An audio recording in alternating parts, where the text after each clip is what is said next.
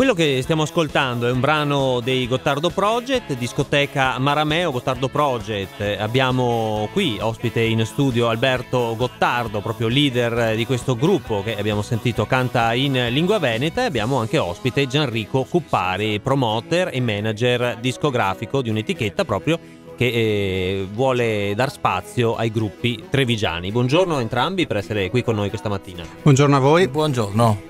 Buongiorno anche ad Alessandra che è qui con noi. Ciao Alessandra. Buongiorno a tutti, ciao Emanuele.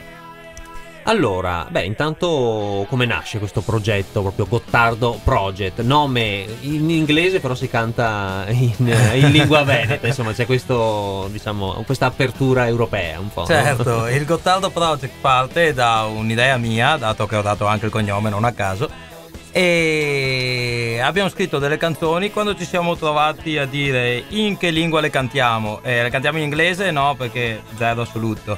Le cantiamo in francese? Zero. Italiano? Non che siamo, è l'unica che sappiamo, cioè non è che è stata una scelta, è stata una necessità cantare in dialetto, non è che noi possiamo fare altro. E con vari musicisti molto affermati di vari gruppi che abbiamo scelto durante questo percorso è nato il nostro primo album, che si intitola Credere a UFO, nato così quasi per caso, con delle canzoni che ricordano le nostre infanzie, come questa che abbiamo appena ascoltato, che ci ricorda quando che da giovani andavamo con la vespetta nelle discoteche. Vorremmo riaprire una discoteca a nome nostro chiamata Discoteca Marameo, magari. Abitiamo a Camponogara, che è un po' una funky town, la chiamiamo noi, della zona. E niente, ci divertiamo, passiamo, l'importante è fare casino, fare festa, ai nostri concerti si balla, si salta, ci si diverte tanto. Il messaggio è quello di vivere in allegria, molto, molto sinceramente. I problemi sono quelli di tutti i giorni, per me è uno in più, che è la R moscia, con cui faccio molta fatica anche a dire il mio nome e cognome, che è Alberto Gottardo. Quindi se mi fate delle domande in cui le risposte fossero senza la R, io avrei molto più piacere. Grazie. Gianrico Cuppari, veniamo a te, la tua esperienza da discografico, intanto quando l'incontro con questi ragazzi? Allora, la Grande V nasce da poco, diciamo abbastanza giovane, è nata circa un anno fa, e nasce diciamo sulla spinta di un'idea che era quella di valorizzare quelli che sono, quella che è la scena musicale proprio qui del Veneto. Infatti per non per niente la Grande V, che la vista per Veneto, così togliamo qualsiasi equivoco e dubbio. E nasce ovviamente sulla spinta magari di realtà un pochino più affermate, come possono essere Rumatera, che sono sempre una delle nostre realtà, e si muove poi su realtà un pochino più emergenti, come possono essere i Gottardo invece. Comunque l'idea è proprio quella lì di crescere, valorizzare e soprattutto esportare magari progetti proprio come questi dei Gottardo, dove a volte c'è molto scetticismo perché dicono la cantano in dialetto veneto, fuori non capiscono. Poi l'osservazione più semplice, che viene più diretta, è vabbè, ma anche magari quelli che cantano in inglese non è che si fanno capire tanto, eppure va bene lo stesso.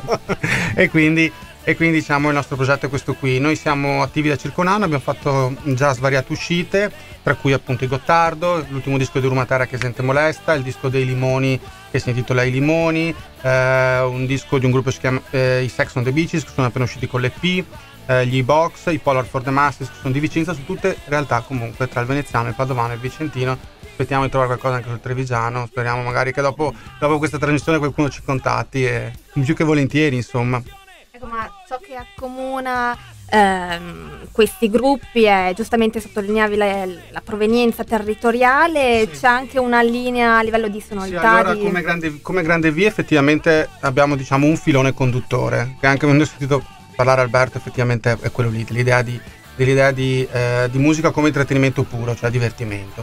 Quindi comunque anche i Rumatera, i Gottardo, gli stessi Limoni, diciamo che è musica per far festa. Noi ci autodefiniamo in un modo un pochino forse non molto elegante, un po' party label, cioè un'etichetta, cioè musica da festa, musica da divertirsi, musica da ballare, musica un po' spensierata, nonostante a volte vengano affrontati dei termini molto importanti, come magari, che ne so, Alberto, il panino alla Nutella. Sì, che è una cosa noi teniamo tantissimo, perché un po' tutti siamo stati seduti dopo una gita col parroco a dire: cosa l'ha fatto tua mamma il panino? A me l'ha fatto con la sorpresa, che schifo, con la sorpresa, con sto caldo.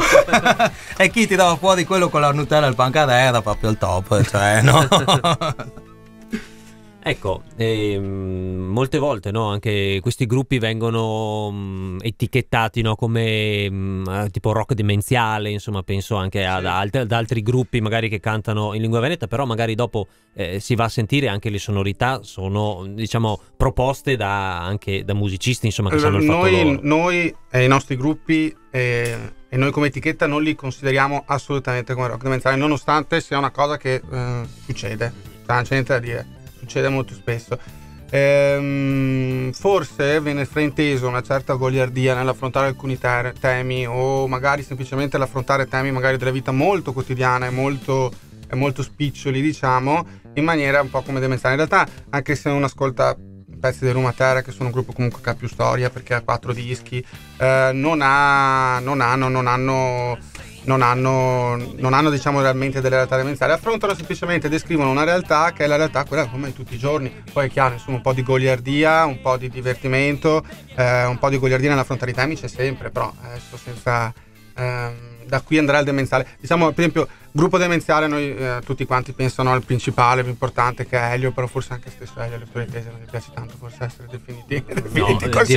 direi di no, insomma, anche vista la caratura stessa, insomma, no, dei musicisti che ne fanno parte. Ti dico, io come colui che scrive i testi, il difficile è fare un testo, non è che decidi che lo fai, ma magari ti viene, in cui uno possa riconoscersi. Cioè, quello è proprio difficilissimo. Quindi se fai un testo in cui uno si riconosce quando va in giro a 15 anni con la bicicletta, stai forte, perché vuol dire che la gente si ricorda quelle cose e ti ascolta pensando ai loro momenti più belli. L'abbiamo nominato prima, metà mattinata, il panino ci starebbe bene, quindi sì, certo, confermo. via con ACR dei Gottardo Project.